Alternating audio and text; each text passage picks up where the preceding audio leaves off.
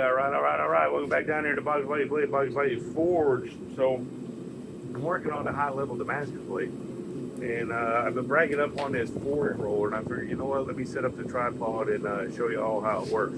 So basically, here it is. You got a set of rollers right here. You got a tensioning device. This sets how wide the gap is on the rollers, and then down beneath, you can't really see it, but there's a foot pedal. So you'll be able to see the rollers go up, they go down, they go up, they go down. So what you do is you turn this thing on, you feed your billet in, and what's cool about this is it rolls so that you can't suck it in the back way. It rolls counterclockwise. That way the billet always comes out towards you, and you don't get your fingers sucked up into it, which is good because, you know, every now and then you have a couple of drinks, next thing you know, you got square fingers. But anyway, I got the billet in. It's about a 1/2 inch thick, and I'm going to show you how this works. So turn it on, and I don't know if you can see the wheels are rolling. The top wheel rolls right here.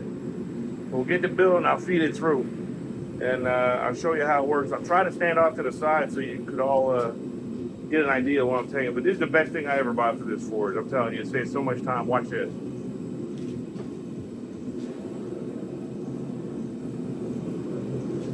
Okay, so the billet is red hot. Stick it in. You just let the roller do its stuff. And once you get a feel for it, you'll know if you're taking too big of a bite. So what I do is I just put a little bit of weight on it. Then I flip it over. And what that does, that just allows my weight on that foot pedal to start rolling that billet flat. Now this billet had, had a bunch of puller and dive spots in it, which you can see, the little grooves, and it's smoothing them out. See the grooves? I'll do it one more time, and get it hot. And we'll do it. The thing I like about this is when you get your billet to a certain thickness on the forge press. My press is pneumatic, so every time my air compressor hits a certain pressure point, I have to wait for it to start up, run, bring it up back to pressure, hit the limit switch, and then it's ready to press again. With this, I can press it to a bunch of a thickness that I desire. Like this was almost a 1/2 inch. And then use the press roller to get it down and give the compressor a break. The problem with these compressors these days, thermal overloads. So if you run a compressor too much, I don't care what anybody says, any kind of bullshit that they put on their compressors, they're not constant run compressors unless you're buying a 220, 300 gallon tank. These little 170 pounds, 45 minutes to an hour of running every 15 minutes, they're gonna trip on thermal overloads. So this really saves you time. So I'm going to show you one more time now that the billet's heated up. Then we'll roll it out one more time. And then I'm going to continue rolling. I'm going to try to get 16 inches. I don't know if I will. But if I get 12, I'll be happy. I started out with 4. Before I started forge rolling, I was at 7. So, you know, it is definitely a time saver. And in my last video, I showed you how the billet was stretched out to 16 inches. It took me exactly 5 minutes to clean the mill scale off with a 60 grit, 72-inch belt sanding belt.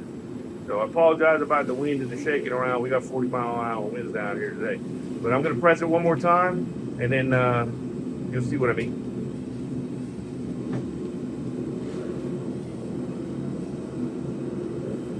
So again, nice and hot. Stick it in, and just your foot pressure.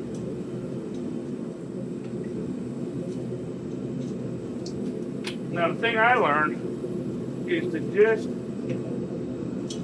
get a feel for it. Let it roll through there.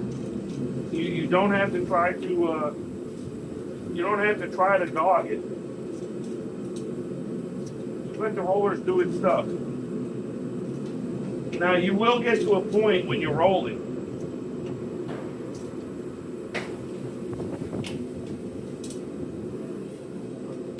All right, so now it's cold. I'm gonna throw it back in the forge.